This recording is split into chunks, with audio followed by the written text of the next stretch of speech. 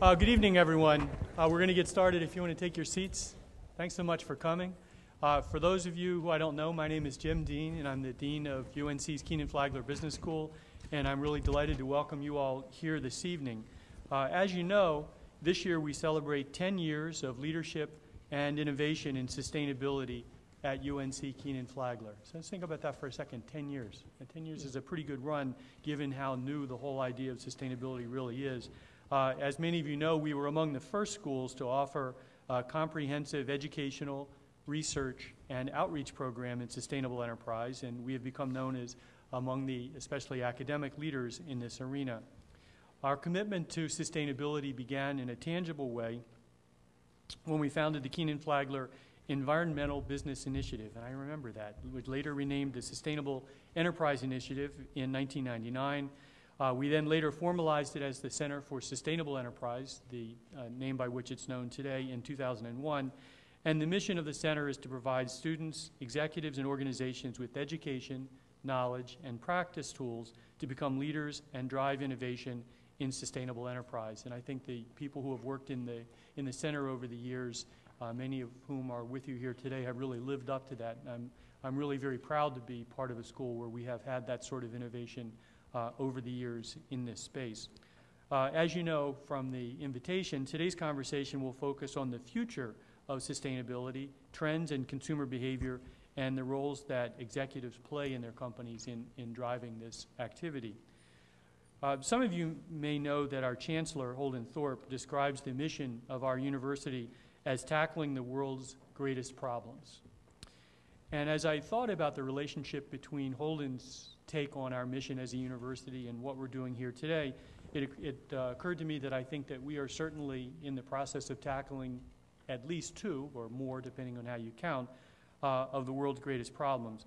One of them, and many of you could probably articulate this better than I can, but my version of it would be simply how to ensure the future viability of our planet. That's one of the world's great problems by any estimation, by any standard, and I think our conversation today will touch on that.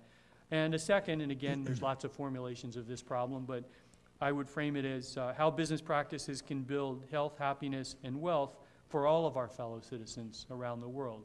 So clearly those would be two of the top, it could be two of the top two problems actually, but at least two of the top 5 or 10 problems, and I feel very good about helping to tackle them.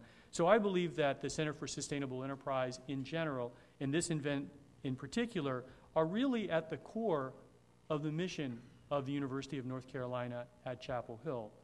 And so I'm delighted to be part of this evening's festivities and this evening's event to try and address those problems.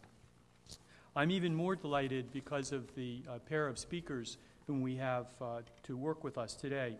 And I'll introduce them and then turn the floor over to them.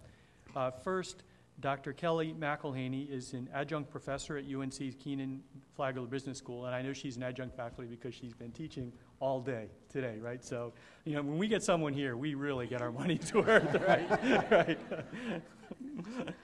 Right. Kellie is also the John C. Whitehead Adjunct Professor and the founding faculty director of the Center for Responsible Business at the Haas School of Business at the University of California in Berkeley. She actually founded this center in 2003, which has helped place corporate responsibility squarely as one of the core competencies and the competitive advantages of the Haas School.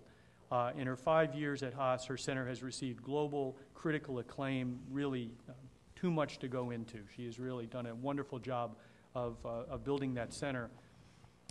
And she teaches a number of courses in this area, both here and of course at Haas. She has had really almost so many activities that it's hard even to summarize them, but I wanted to pick out one in particular which I found enlightening. Kellie serves on the board for Fondation Il Lavage.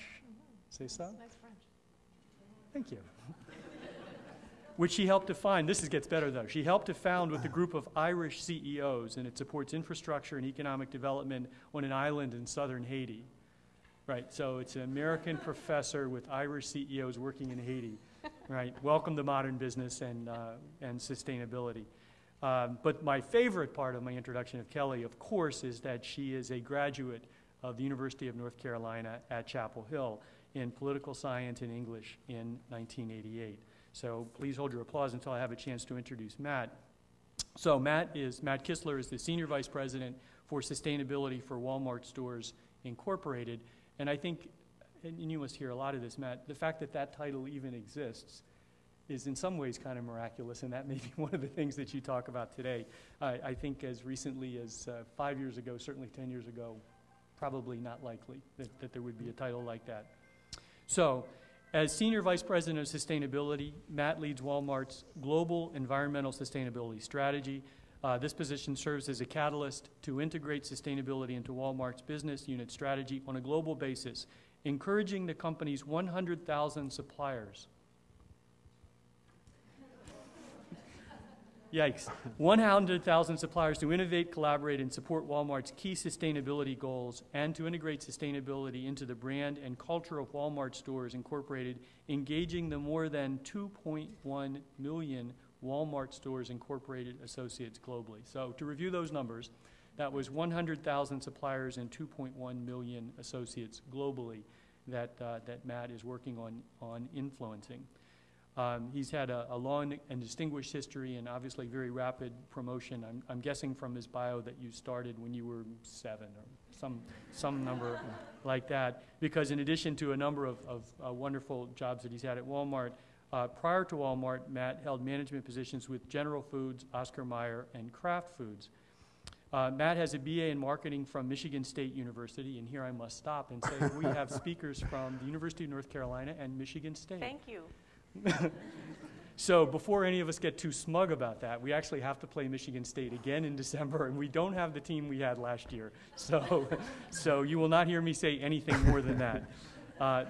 Matt also has an MBA from the Kellogg School of Management at Northwestern University. So I hope you will agree that we could hardly have 2 more wonderful speakers and leaders with us this afternoon. So please join me in welcoming Matt and Kelly.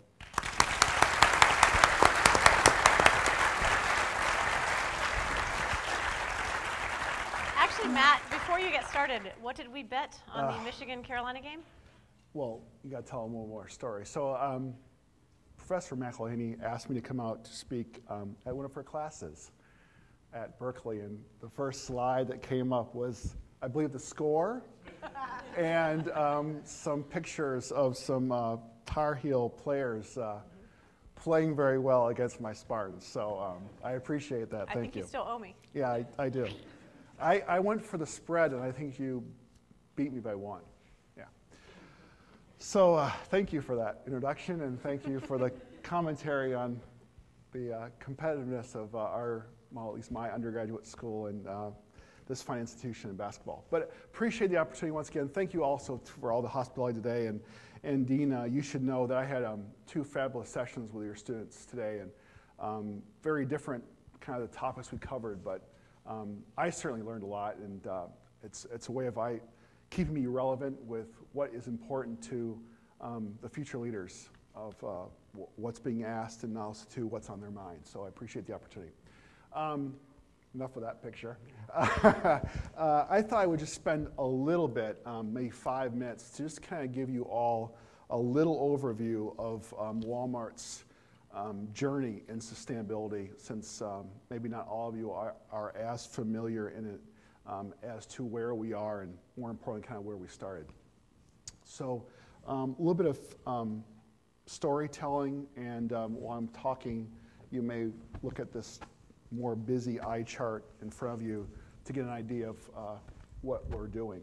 So in 2005, our then CEO, Lee Scott, gave a speech globally to all Walmart associates. Kind of the first time this was ever done on a truly global nature, and certainly technology aided us in doing that, and gave a speech titled 21st Century Leadership.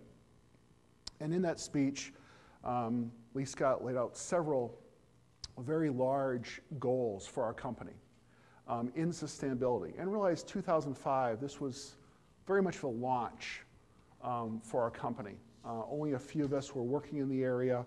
It was very new, and I'm certainly left many people kind of scratching their heads in the global audience, thinking, what does this mean for me, and more importantly, what path does this put our company on? But in that speech, Lee laid out three very specific, yet very big, audacious goals for Walmart Stores, Inc. And once again, these are global goals. Those three goals were to be supplied 100% by renewable energy, to create zero waste, and to sell products that sustain our resources and the environment. So yes, those are big goals, and those are the goals that I'm held accountable to on a daily basis, and those are my performance goals. Certainly, the ability to do that is significant. The ability to make that change occur with the 100,000 suppliers that, Dean, you mentioned that we have as a company globally, across 2.2 million Walmart associates. That's what we call our employees globally. But maybe even more, I guess, significant is every day in the United States, the number of people who come through Walmart shopping, if you will, doors. So every week, 140 million US citizens come through our doors. 140 million every week. So our ability to impact those people and make change because of that is significant. Globally, it's almost 200 million people come through our doors every week. And so in developing the strategies for sustainability, we quickly realized that we could not do this working the way we had previously. So as a company, we went through, I'd say, an enormous transformation in how we work and how we do things. And one of the things that, I'm big on keeping things simple, that we have done in order to make sustainability not only become part of what we do as a company, but more importantly, become part of what our suppliers do, and therefore transcending down the supply chain, eventually reaching all of us consumers do, is work very collaboratively in a very different way. And so we formed something that we call our Sustainable Value Networks. Today we have approximately 15 global sustainability networks. And these 15 networks not only work on, my goodness, there's something I actually know. Hey, Mark. Not only work on things that we do internally in our own operations, but also, too, in our supply chain. Because what's really interesting, I think, if you look at Walmart, is we very early on did a footprint analysis on where we had the biggest impacts. And it was interesting that only 8% of our footprint is in our direct control. And what our direct control is really our stores and our private fleet. The other 92% of our footprint is in our suppliers or the products we sell. And so we established these Sustainable Value Networks to work across all areas of the company. They're comprised of our Walmart associates, but also too our Walmart suppliers globally, academics, many universities are on these network teams, our suppliers, non-government organizations, government organizations across the board. So, and they're big groups. So I'll give you an example, packaging.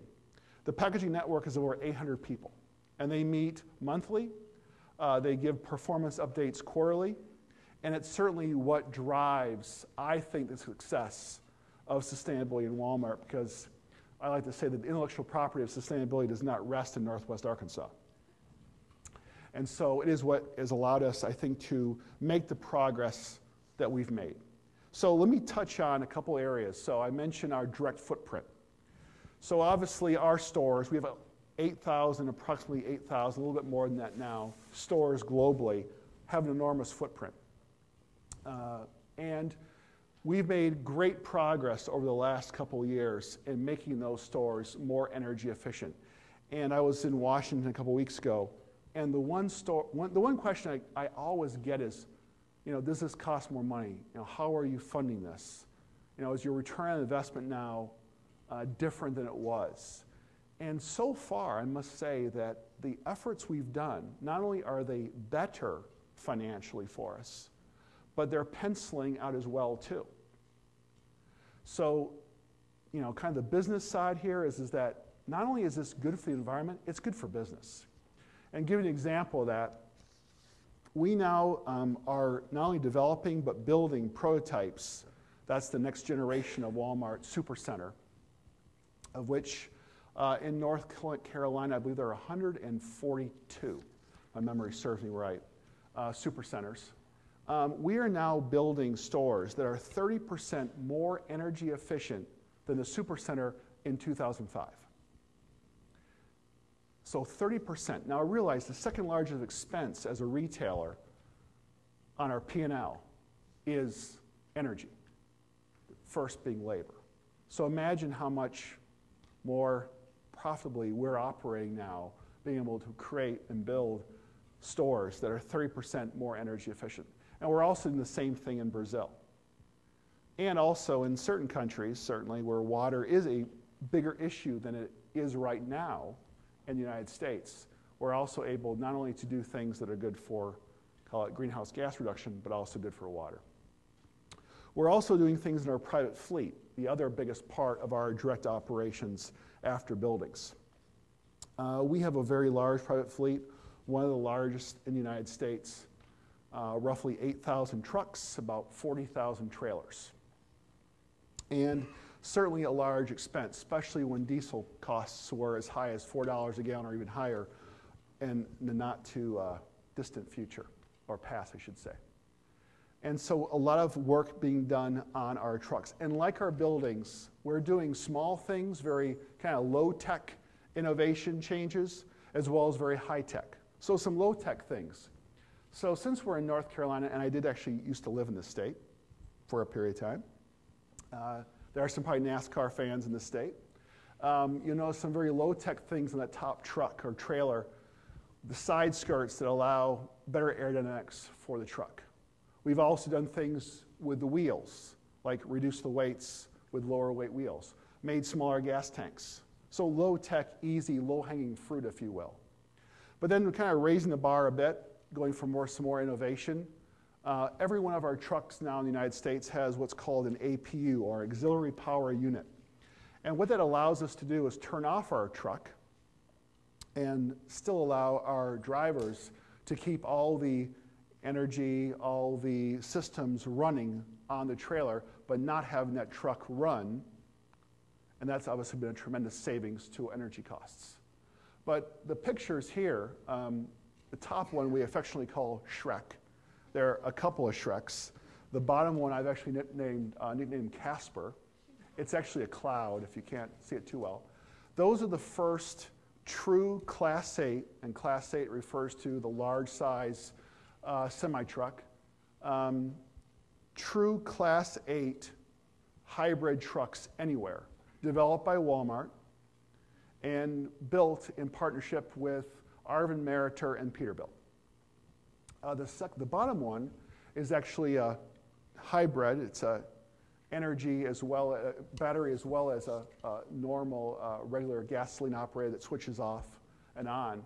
We also have brown grease trucks that operate off the brown grease from our stores. We also have, working with T-Boone Pickens, liquid natural gas. And yes, the brown grease trucks do kind of emit a smell of KFC when they're rolling past you. But we do have those trucks and trailers operational today, and we're testing them to see what can happen and working very collaboratively in the industry. We're also doing a lot of responsible sourcing. I did receive some questions from some students, I believe, about our responsible sourcing initiatives, and certainly it's a very large part of what we're doing. We, a little over, well, actually almost exactly a year ago, in October of 2008, had a very large conference in Beijing where we had over 1,000 CEOs of our suppliers attend.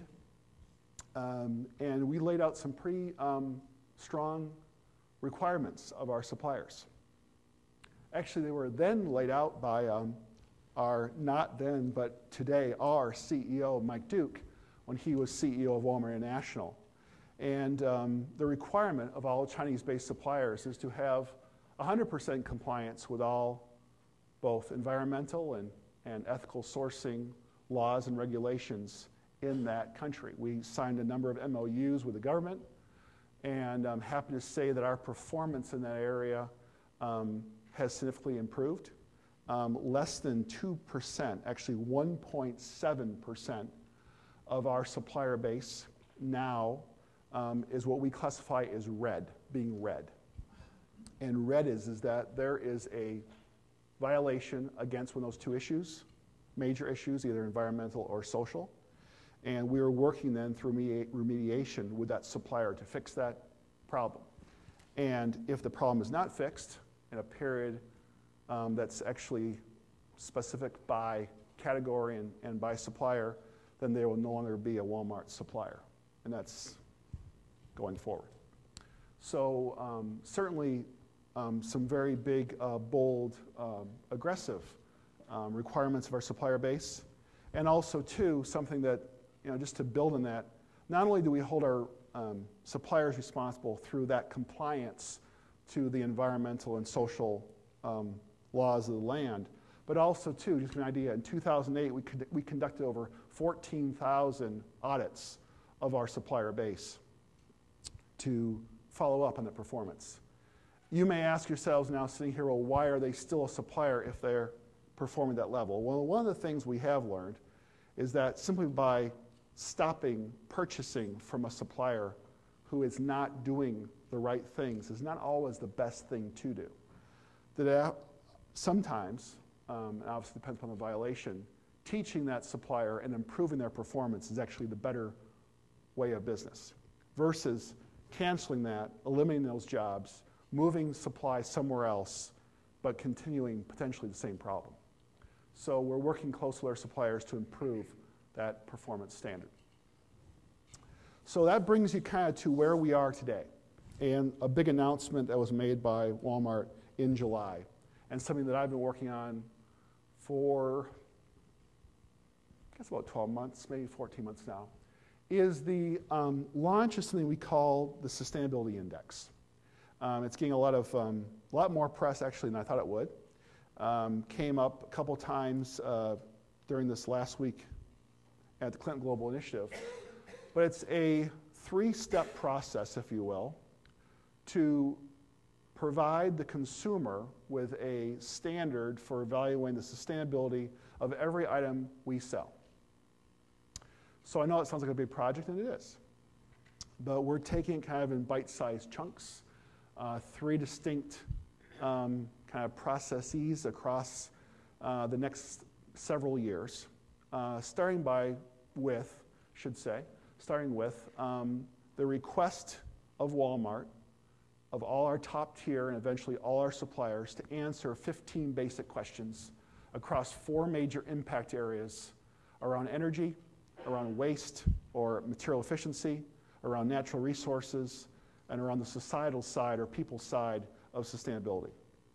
Asking those 15 questions and then seeing where obviously the opportunities lie. The second step is to work with actually a consortium of not only NGOs but colleges and universities to develop the true science behind LCA or life cycle assessment thinking and science, to bring the science to evaluate products in a very sustainable method across those major impact areas, and develop algorithms and the data needed to drive those algorithms to truly be able to evaluate the true sustainability of products in a very science, once again, based way, hopefully with the credibility of the academic institutions that we're working with.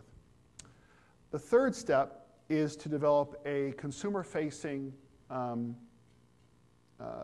scorecard or scoring system that all of you, in approximately, I'm saying 5 years, and in some categories it will be less, to see where the sustainability of an item really is. So as you're making purchasing decisions, to be able to evaluate what product is truly more sustainable than the other product. So if you're making a choice between this towel or that towel, to not only have price as a differentiator, but also, too, the sustainability. And also then have, working with a well-known software supplier. The ability to go deeper into the supply chain, provide complete transparency of where that product not only is coming from, but the raw materials that go into it, and certainly the societal impacts of the company producing it. And that is affectionately called the Sustainability Index, looking at the true life cycle of a product. And so kind of the way it works is, this is it on one slide, if you will. The product life cycle analysis across the entire life cycle, going into an open source system or data hub that then, working with a scoring algorithm, provides information not only to buyers, merchants, but also to our manufacturers, our suppliers, and someday, once again, what a 5-year window, that's what I'm thinking about, something to the consumer. The one thing, too, that I want to be sure you're aware of is that we're trying to make this a standard for the industry, not just, obviously, for Walmart Stores, Inc. globally, but we're working collaboratively not only with our competition, but obviously all the supplier partners globally to do this. Think of this as developing the nutritional label that we're all familiar with for sustainability for every item that's sold in America. And so we're working with our counterparts, our competition, if you will, certainly our suppliers, NGOs, government, multiple groups and thought leaders in this space on developing this index. So if you hear about it, there was a great article that just came out today actually by Reuters about it because of the opportunity for other businesses to come out of it. I appreciate them writing. And that's the index in a nutshell. I know it sounds like a complex thing. It is. But hopefully I boil it down to something that you can start thinking about. And I'm sure we have time to answer some questions about it if you have some. So that's Walmart in a nutshell. The last slide is just resources for additional information. Should you be interested, it's really all on the web, everything I've said. And certainly the index and questions about it, as well as other information I've shared, is all available for your perusal if you so like. So with that, I'll now move on to the more difficult part of this discussion with some questions from you and from Professor McElhaney. I'm not at all used to being introduced as difficult. So I'm going to start with a really easy question. Why? I mean, why is Walmart doing this? First of all, I think Lee Scott, when we first went kind of down this path, certainly as a company, we were receiving a lot of negative press, a lot of, we were combating and working to say why we're not bad versus maybe being proactive and saying, here's all the good we can do. And actually it was as a company kind of the moment that changed direction for us was Hurricane Katrina. It was the realization as a company we could really do a lot of good by doing the right things. And so certainly we adopted this sustainability as a way to do that. But also, too, I don't want to think that any of you think this is a philanthropic or an abstract part of our company. Sustainability has now been built into our business. It is part of our business, and it has been really good for our business. And it's the message that I tell not only to suppliers and other retailers in the industry, but also, too, a great deal in DC, that this has been financially very good for our company. It's hard to put a price to the positive PR that now we're receiving for doing this, but the financial benefits of making your truck fleet 38% more energy efficient than it was just a couple years ago, or building buildings that are more than 30% more energy efficient, or bringing waste down to almost zero from the stores and eliminating compactors is just good business, to quote a book I once read. Did you read that book? Yeah, I did actually. But you seem slightly surprised you seem slightly surprised with the business benefits. Well, I guess The one reason why is the constant comment that I still receive it, is the consumer willing to pay more for quote unquote green products? And my continuous comeback is green products should not have to cost more unless in actuality they should cost less.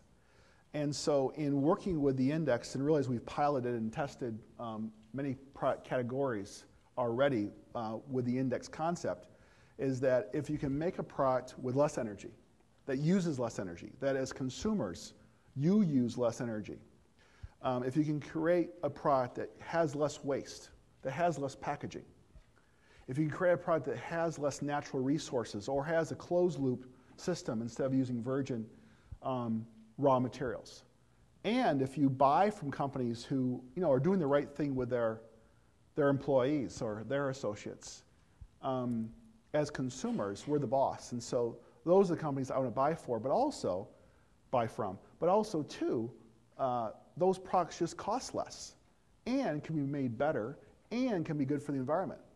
And I guess that's the piece of it that you're right. I was maybe a little bit of a skeptic because you kind of hear that continual mantra and you start believing it. But I guess I'm here to tell you it doesn't have to be that way. You're challenging status quo? More than once, yeah. That's impressive for Walmart, because I just wouldn't have thought that would happen. What are you most proud of? I think, honestly, it's the engagement of our associates at all levels. And certainly, it's good when you have a CEO, whether it be Lee Scott or now Mike Duke, be tremendously supportive and completely back everything we're doing. Or a chairman like Rob Walton who does the same.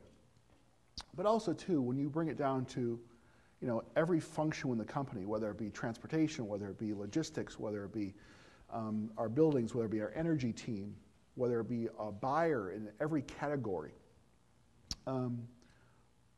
that's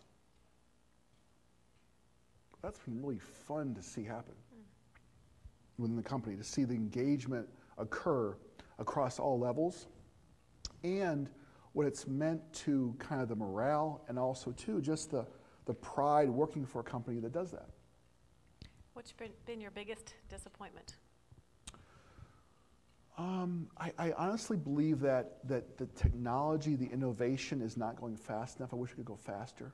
I'm encouraged by what I see. I'm encouraged by the administration putting so much emphasis and so much investment in and so being supportive of.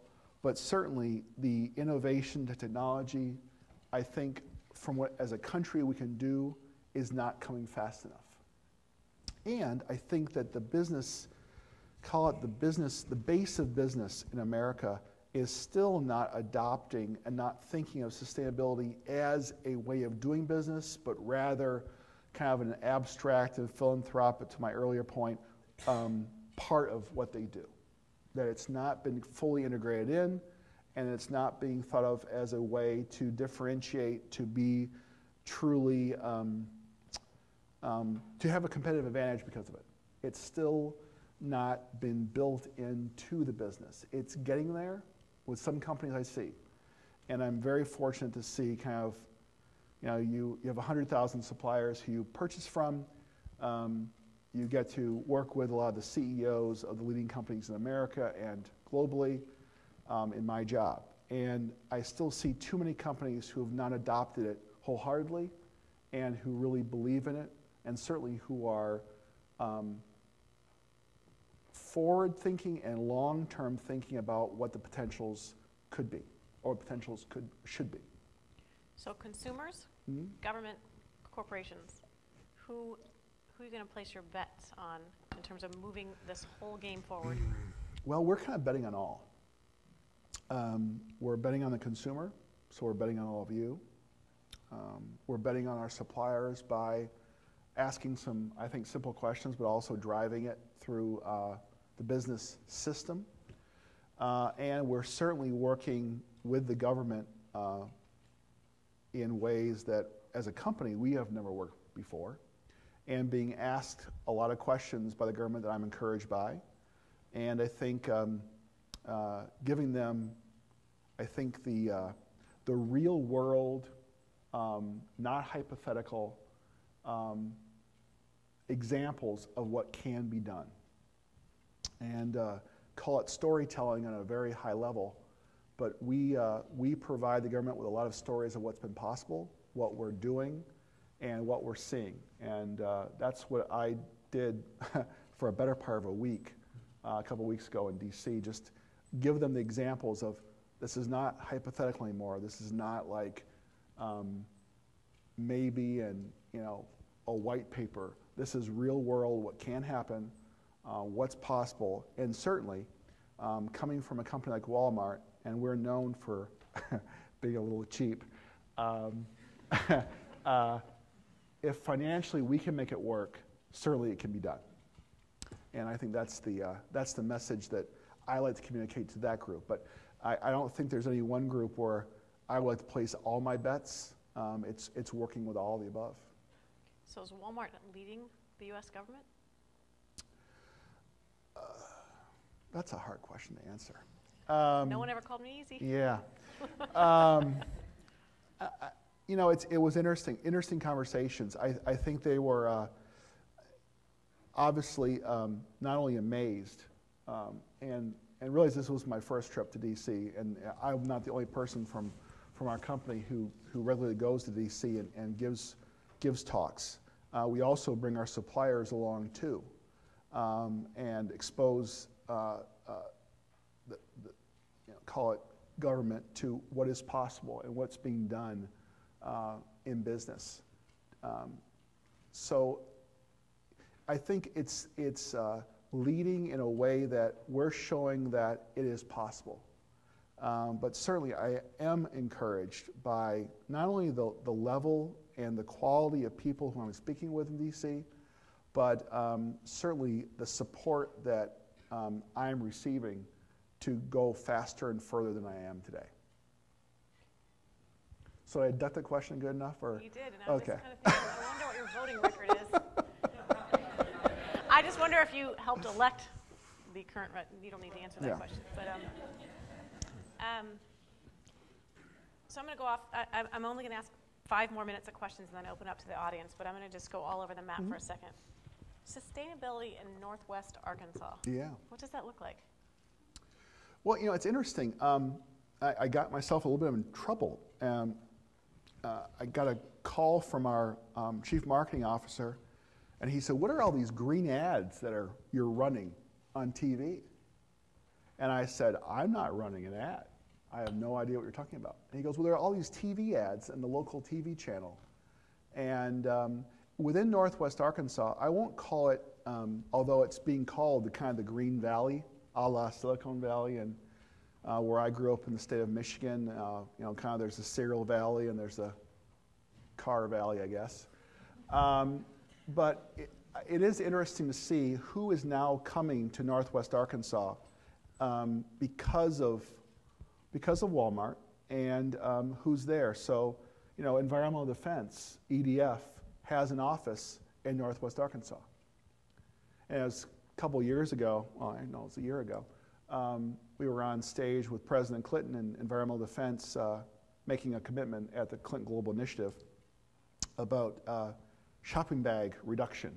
And as a company, we made a commitment to reduce shopping bags waste by 33% globally, 25% in the United States, 50% internationally. And he announced the commitment, EDF and Walmart, and he started laughing, President Clinton started laughing, saying, 5 years ago, can you imagine those two names being used in the same sentence? And of course, that's what his CGI, or Clinton Global Initiative, is all about, kind of bringing all the people together and working differently and collaboratively together on the tough issues that we face as a society. So, who is in Northwest Arkansas? It's amazing if you've never been there.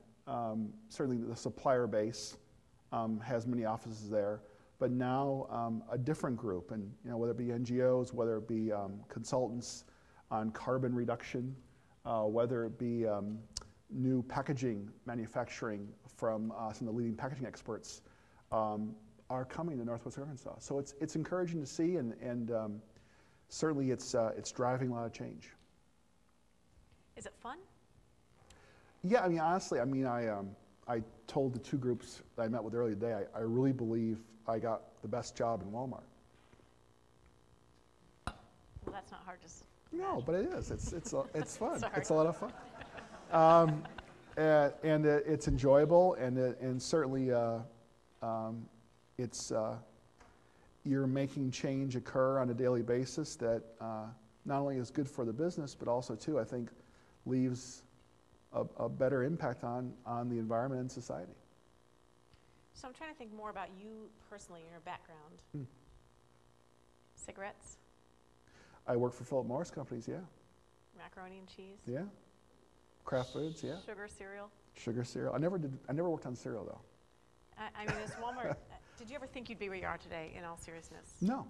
No, I honestly don't. I mean, I was recruited by Walmart to work on private brands, which was kind of the, I'll be careful I say this since now we're on camera. Very different when you work for a consumer products good company and your major competitor are private brands from the retail side. And then you go to work for a private brands, you can imagine kind of what your classmates from a school known for marketing and working for companies who, you know, have some of the largest and most well-known brands globally, what people you worked with and went to school with are now saying about you. So I did have a bit of that. So yes, it was one of those things I never thought sitting in Chicago or New York or that I'd be living in Northwest Arkansas in 2009. I didn't think that'd be possible, but you know, you learn a lot from doing different things, and certainly the last couple of years for me in this role at Walmart, I've certainly learned a lot.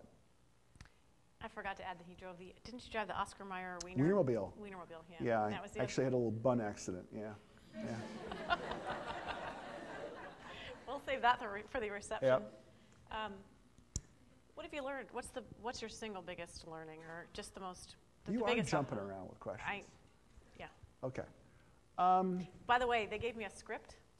His people did before, and I promptly lost it. So that was more of a joke this time than anything else, since you tore it up the last time I was with you. What's the single? I guess the one thing is that what we're trying to do really makes sense. I think it's not hard to see why this is good for business. It's not hard to know and see why this is good for the environment. What's hard to do is get alignment. I won't say the words I usually say, but alignment is just really hard. Internally? Everywhere. Internally, to some degree, but I'm getting better at that. But externally, working across business systems. So when I say business systems, it's not just the guys or girls who make the product. It's, you know, just pick any industry. Pick magazines. It's the printers, it's the paper mills, it's the distribution network, it's the people who sell advertising. Working throughout the entire business system of a category or an individual product and gaining alignment to move in a positive, right direction is challenging. You're the world's largest company. Yeah, we are. So how is today. that challenging? Well, you know, even though we are the world's largest retailer, one of the largest companies in the world. I think Exxon thinks they're the largest. Well, yeah, they probably are with dollar sales, yeah, for sure. It is difficult to get alignment to a common standard, to a common way of doing things across a large group of individuals. I mean, you watch the healthcare debate today in D.C., and I think we've all watched that, you know, over the last couple of weeks and months. It's challenging, and I guess it's what I spend the most time doing now, is convening large groups of people, trying to move the proverbial peanut a little bit further, hopefully in the right direction with a lot of help from lots of people who are smarter than I am, and make it happen. So 2 more questions. If you could go back for your MBA now, what would you take more of and what would you take less of? Wow. It wasn't on the script. No, it was not at all. First of all, I had an absolute blast in business school. I didn't say what would you do more of and do less of. So I had a lot of fun. Would you do less of that? I'm sorry? Would you do less of that next time around? No, I'd probably have more, actually. Sorry, Dean, I hate to Very bad. tell you that. But no, I had a lot of fun. I had some of my friends. Kellogg is structured in teams. Some of the people on my team, I speak with weekly. Great friends with a couple of them that we exchanged some healthy emails about lots of different things on a regular basis, and that will never end. And So other people in networking class. was critical. So network was critical. But I think overall the classes that I hate to tell students this, but it's the hard stuff that I wish I had taken not only more seriously, but also to probably taken more of. So it is the finance, it is the accounting, it's the statistics classes that I wish I'd have paid a little bit more attention to. As a kind of a developmental opportunity, I requested from our CFO at Walmart that I get to attend his executive finance committee meeting just to learn more. And I do that now. And I was in a meeting, I can't say what we talked about, obviously, but I was in that meeting a couple weeks ago. And it is, I wish I knew more now about what I could have learned about this was hairy finance. This was things that we did talk about in school, but did I pay attention or enough? No. And I wish I had, and I learned a lot. And last question before I open it up to the audience: what's your scariest scenario? Well, certainly as a company and what we're doing in sustainability, we're doing things that have not been done before, and we're doing lots of things that there is no book about. No offense to the author or professor here with me. It was your last question though, so now I can. No, I have one at the very end. Oh, you have one more. Okay. After they're done. But it is we're working in areas that there is no book, there is no information on that's complete. And we're hopefully developing the science that points us in the direction we should kind of trim the sails a bit and focus on where we need to go faster, and certainly we're doing that. But we will make mistakes.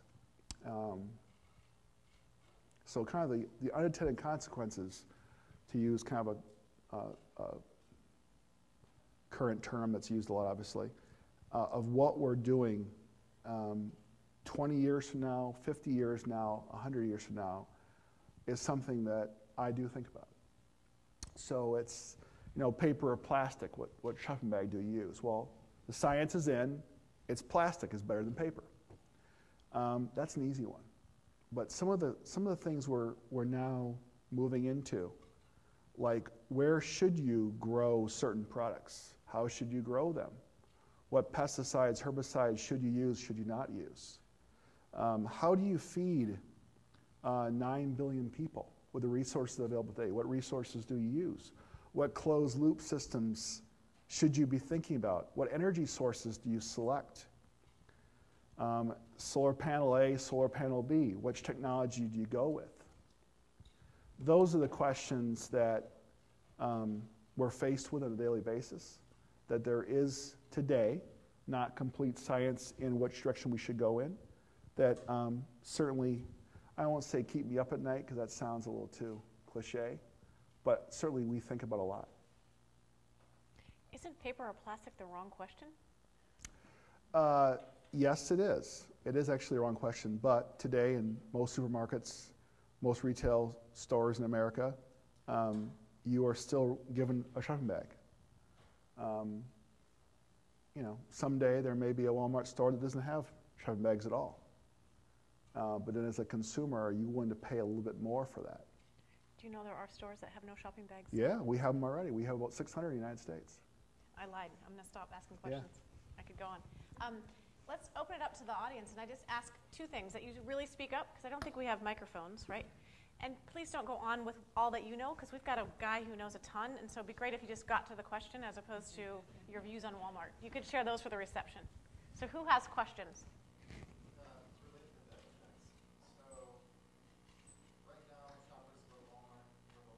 Hmm?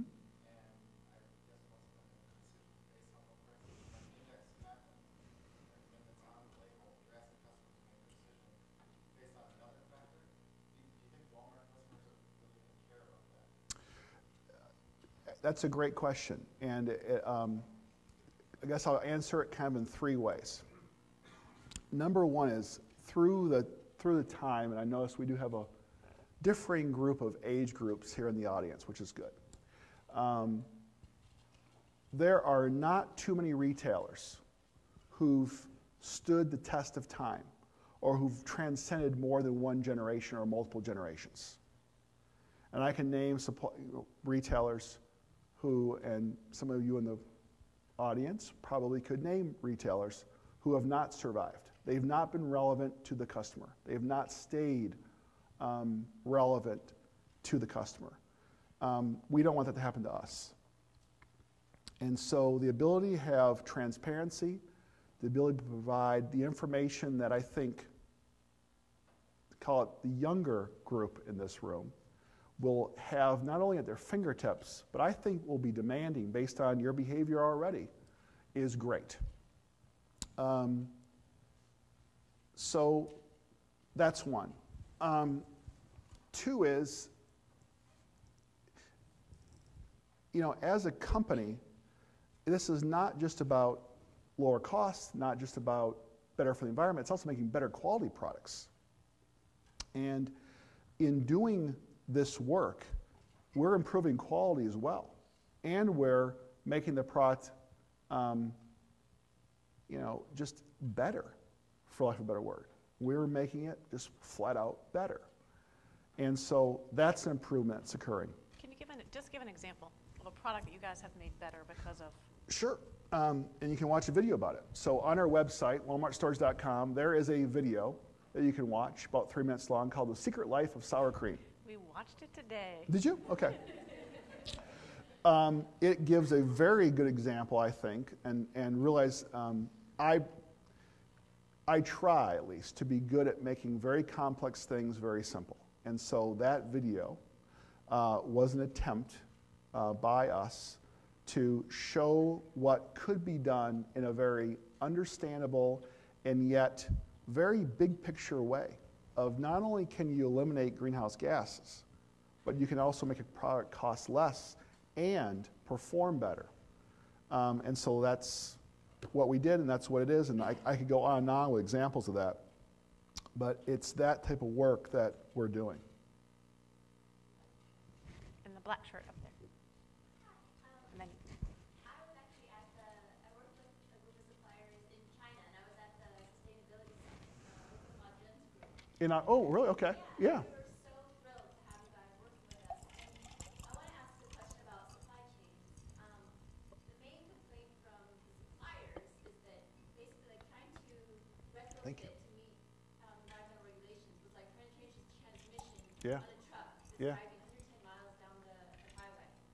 So how are you guys working with suppliers to support them, keep up with their price, to meet the price point, to match your requirements for like volume of supply, while trying to retrofit to meet environmental requirements? How are you doing that? And also, are you integrating sustainability into your contracts with suppliers in any ways? Okay. So how are we working with our suppliers? First of all, is with education, bringing them not only what's possible, but also too bringing them the services and resources that allow it to happen. So I kicked off a program in China in March where we trained over 200 suppliers on how to reduce the energy use in their factories in China, working with the government to do that. So that's one. And Majan is I'll tell you what, there is one person who is amazing what he's doing. Incredible work he's done. The second part of your question, I'm saying, just say it real fast. Yeah, I'm sorry. Okay. So within the contract, and this is my belief and kind of what I'm doing strategically within Walmart. So you may disagree with this, okay? I don't believe that you can make, other than where there is a law, whether it be ethical, social, environmental, whatever you want to call it, a law, that sustainability is not about compliance. It's about continuously raising the bar. And so we're not writing performance standards other than the law into contracts. So when I said earlier about requiring suppliers to certify that they are compliant with the laws, we're not making suppliers be more energy efficient. What we are doing is buying products from those who are and looking for ways to make products better, reduce greenhouse gases, and take costs out of the system by suppliers who do that behavior and incentivize those who do. And that's just, 10 years from now, 5 years from now, a year from now, if I'm not in this job anymore, you can say that was a good idea or a bad idea. I'm hoping it's a good idea, or I probably won't be in this job much longer. But that's the direction we're going in. It's call it a carrot versus a stick. I saw a question here and a question here. Did Walmart consider the possibility that instead of developing your own information, you might be able to advance sustainable production and consumption more fully if you embrace something like the existing environmental product declaration that's operative as much Yeah. as its node and its needs locally, Yeah. and based on LCA Yep. and also has requirements in all 27 European Union Yes. And the answer is we will use those. I'll paraphrase if you don't mind since I have a mic. So would we, instead of creating our index, would we use existing either systems, certifications, programs that already exist? But specifically, Yeah. an environmental product Right. declaration. And the answer is we will use whatever exists that's the best or best of class. We don't want to create kind of like the mousetrap from the ground up. We want to take what's the best in the industry, start using it. Where there are gaps, create it, and that's where the colleges and universities, through research and through teaching, come in. But also, too, we want to take what has been built and make it better. So, once again, kind of like versus compliance, we're trying to take what does exist and make it better. So, if there is an algorithm for greenhouse gas measurement for packaging today, we will use it. We're not looking to recreate it from scratch.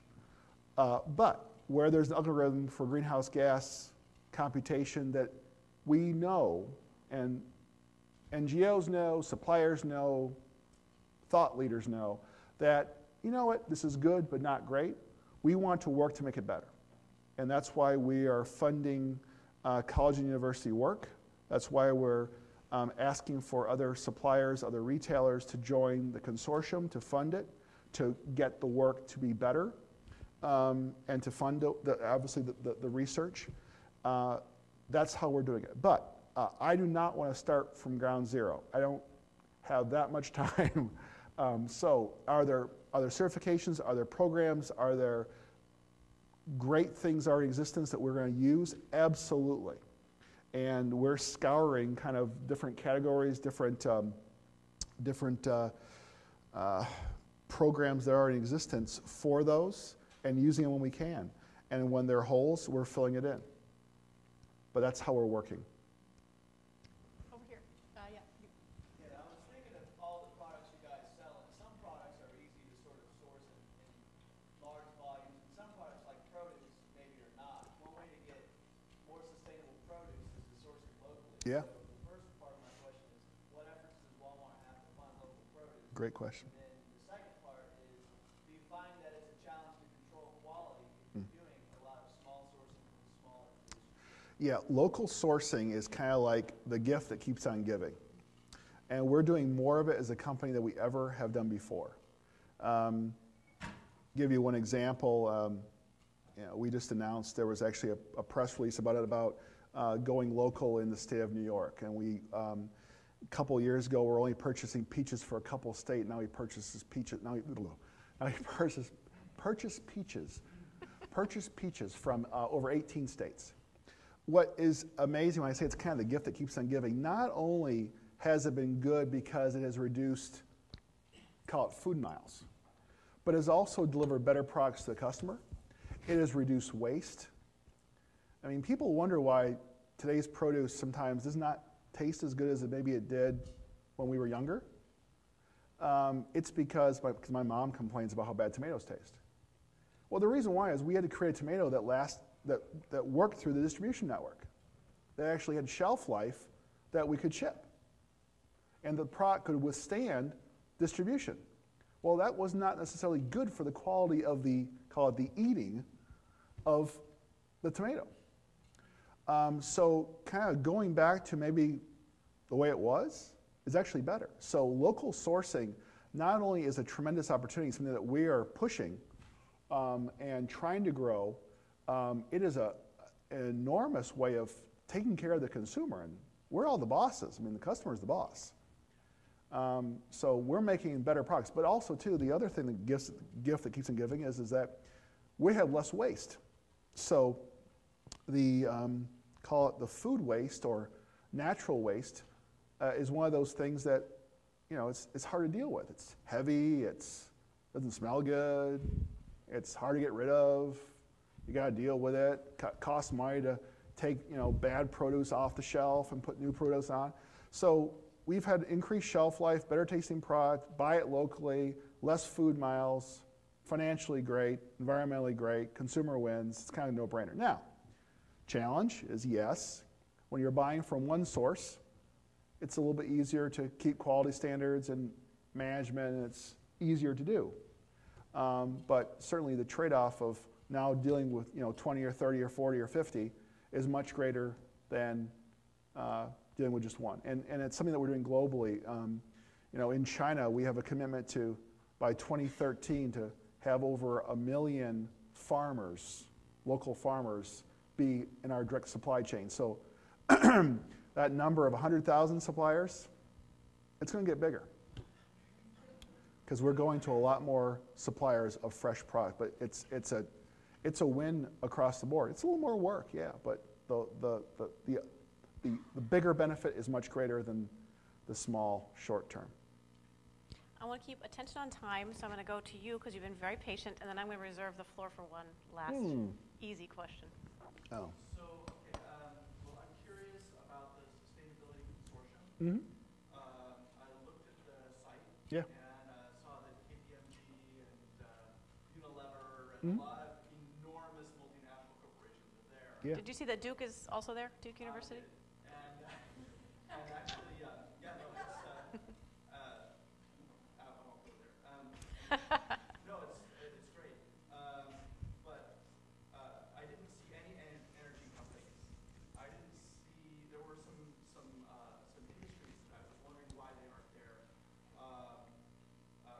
Because obviously energy is one of the key areas that we want to conserve. Yeah. Optimize, more efficient, and so forth.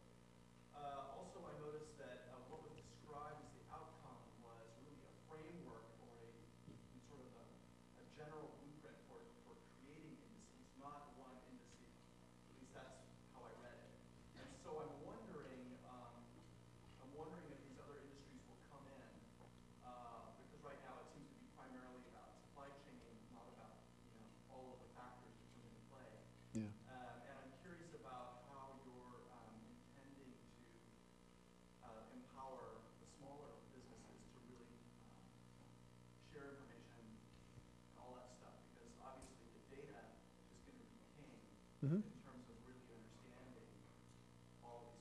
Yeah. Well, certainly the data is open source and meant for all people to be able to use. And I think, too, as mentioned in this Reuters article that came out today, there are a number of service providers, consultancy groups. They're gonna benefit tremendously from the index and what it does. As far as bringing in other industry, it's my intent to do that. To bring in, call it non-Walmart suppliers, certainly our competitors, but non-Walmart suppliers that have a role in the total supply chain system. We just announced this in July. We've been working on it, and certainly many people have been involved in working on it for over a year. But it would be our intent to bring others in. There is this balance, though, of who do you bring in, who don't you bring in, how big does this get? And I'm wrestling with that. And like I mentioned earlier, this has not been done before. And so, we will make some mistakes. We'll probably upset some people. I'll probably ruffle a few feathers here and there. But my intent is to have the business system in the room. We actually call it bringing the system into the room. It's something we do across all categories, because you can't really drive substantial change without having all the key players together. So there is a reception afterwards where you can have more one-on-one time with Matt, but just a couple of closing thoughts. Will you ever do enough? Well, certainly the challenge of what we're trying to do is great, but that's a good question. That's one of those, oh, geez. Will we ever do enough? In your lifetime? Probably not. So where do you go from here? What's next? 2 questions with 30 seconds or fewer to answer. What's next for Walmart, and what's next for Matt Kistler? Well, certainly the index is an enormous project. We're putting a lot of effort behind that. Realize the index, because of the impact areas it affects, whether it be energy, material efficiency, natural resources, or people and community, impacts a lot right there. But we are certainly doing a lot of work with greenhouse gases, a lot of work with climate. If you read our sustainability report, which is on our website, the opening kind of leaf, if you will, is a letter from our CEO about our commitment to being involved in the climate change debate. And that'll probably start in DC, I'm guessing now, probably the first of the year. So what's next is that. The other piece, as you mentioned earlier, about local sourcing. Maybe a little bit bigger frame than just local sourcing. It's development and sourcing. So how do you develop areas, not only in the United States, but how do you develop areas globally to grow and produce new products that are not there today? And we're certainly doing that, and we're working in that space. So the index, climate, and sourcing development are probably, what's, actually that's my next year, that's my plan, for what we're focused on, as well as the internal engagement and external engagement that we have already in this space as a company. What's next for me? Great question. This is the longest job I've ever had. How long? A little over 2 years now.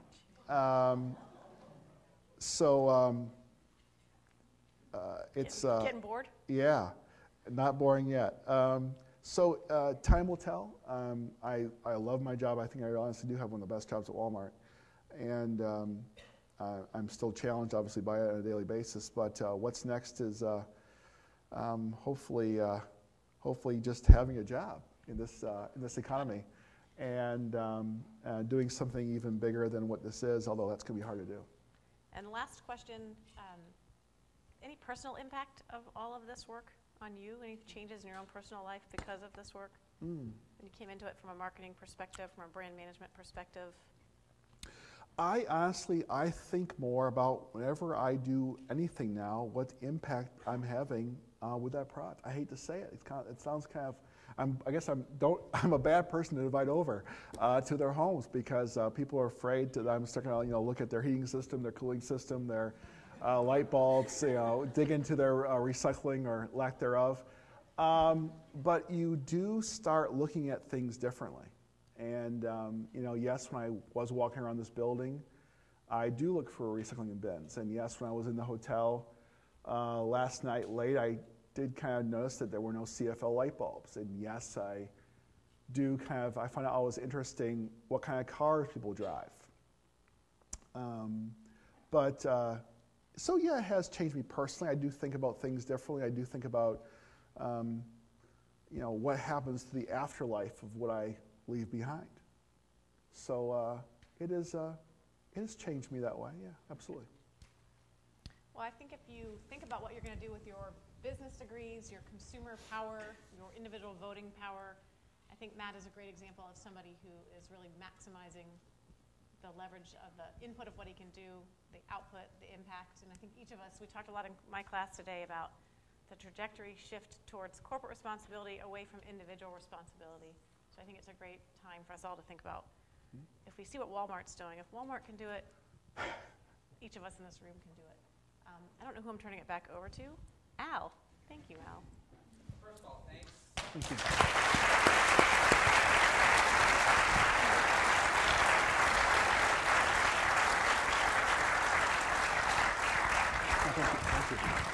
On behalf of UNC and the business school, we hope you'll accept these gifts as a token of our appreciation. Thank you. Thank you. Notice How come he just gets a note? Well, the reason he gets notes is that Walmart does not allow Matt to accept gratuities, right? Yeah, that's correct. Thank God UNC and Berkeley do. You got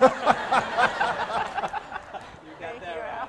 All right, so please join us for reception right after this, and thanks again. Thank you, Al. Thank you. Thank you. Thank you. Always wonderful. Really gonna be one of the last to meet you, but I